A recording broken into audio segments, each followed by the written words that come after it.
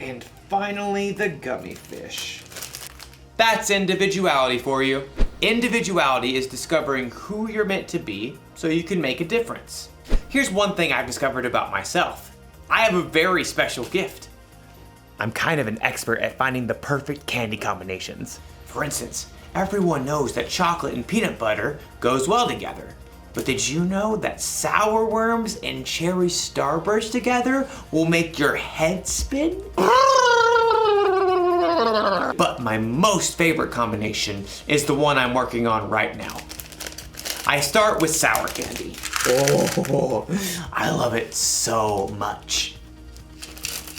But too much sour can be a bad thing.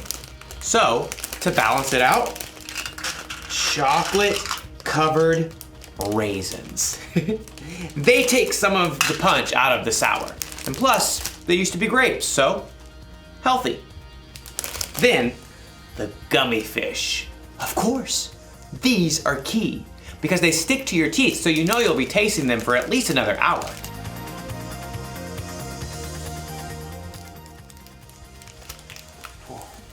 You see that?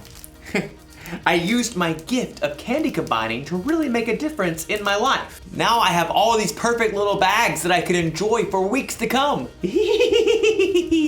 Or at least a couple of days. I'm going to eat so much candy. So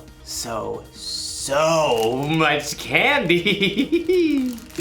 I wonder if there's a better way for me to use my gift. One that won't make me sick or cost me a fortune at the dentist. You know, our story today is about a woman named Lydia. She had a very special gift too, and we're going to learn how she used it. So much candy. I'll see you soon. The Bible. It's 66 books of history, stories, letters, and poetry that fit together to form God's one big story. The epic adventure of how He created us and loves us so much that He made a way to rescue us. As we travel through the Bible, from Genesis to Revelation, we discover people who met God and found their lives changed forever. Now, for an amazing story, inspired by the book of Acts, chapter 16, verses 13 through 15. Lydia of Thyatira was a remarkable woman. Her city was known for its craftsmen, especially those who made and sold expensive purple dye. Take a look. I use only the finest snail shells. Though most successful people in business were men, Lydia learned the craft of purple dye. And when she traveled to the Roman city of Philippi, she set up a business selling rare, expensive purple cloth. Please note, we have lilac, plum, iris, lavender, and grape fabric laid out. And over here you'll find amethyst, eggplant, and orchid.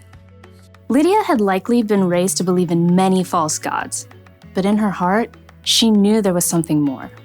The Jewish people believe in just one God. What if they're right? The city of Philippi had laws against bringing any unknown religion into the city. But Lydia would meet outside the city gates on the riverbank with a group of women who believed in the one true God. Love the Lord your God with all your heart and with all your soul. Love Him with all your strength. Lydia and the other women had never heard of Jesus. But as they began to seek God together, God sent a vision to someone else, the Apostle Paul, who was staying in the Greek city of Troas. Dream.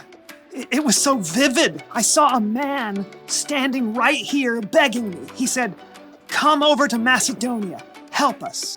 Immediately, Paul and his friends set sail. Within a few days, they reached land and traveled to Philippi, one of the most important cities in Macedonia. So we just start by finding a synagogue of Jewish believers, right? I don't think there is a synagogue here. On the Sabbath, a day of worship, Paul and his friends went down to the river, hoping to find a place of prayer. Shall we gather at the river? Excuse me. Hi there. Do you wish to join us? We're praying to the one true God. Absolutely. There, by the river, Paul told the story of Jesus and how anyone who chose to follow Jesus could have a relationship with God that lasts forever.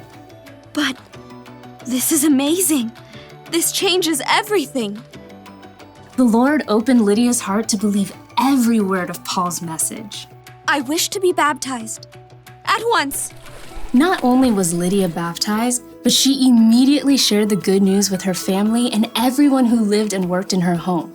And they too were baptized. Lydia gathered Paul and his friends. Do you consider me a believer in the Lord? If you do, come and stay at my house. We would be honored. As a successful businesswoman, Lydia's house was likely large and beautiful. We must meet here from now on. Lydia did not hesitate to give everything she had to the believers in the brand new church. And when Paul and Silas were later thrown in prison and then released, they immediately returned to Lydia's home to rest and prepare before they left the city. You must be brave. Of course we will. Don't forget to write. Later, Paul did write a letter to Lydia and others in the church of Philippi, and he remembered his time spent in Lydia's home and the church there with great joy. I thank my God every time I remember you. In all my prayers for all of you, I always pray with joy. I'm happy because you have joined me in spreading the good news. God began a good work in you, and I am sure that he will carry it on until it is completed. In everything she did, Lydia continued to use her gifts to help others.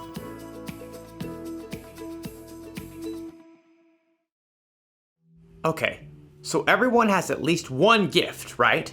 Something they can do really well. And it doesn't have to be something flashy, like being an amazing singer. O sole mio. You could be good at baking, swimming, finding things that are lost, talking very, very, very, very fast, making people laugh, identifying different species of birds. It's a blue-throated macaw. Lydia's gift was that she was good at business. She knew how to make money by selling things that people wanted. She sold purple cloth. I wonder if she sold a coat like this. Probably not. Whether you know it or not, you have a gift. You may even have more than one. But what your gifts are isn't as important as how you use them. Lydia used the money she made in her business to provide a place to stay for the Apostle Paul and his friends. She used her gifts to help others. And Jesus was constantly teaching people, healing people, and loving people. He used his gifts to help others too. That's what we should do. When we're good at something, we shouldn't just use it to help ourselves or to make ourselves look good. God gave us our gifts. We should share them with other people. That's the one thing to remember today. Use your gifts to help others.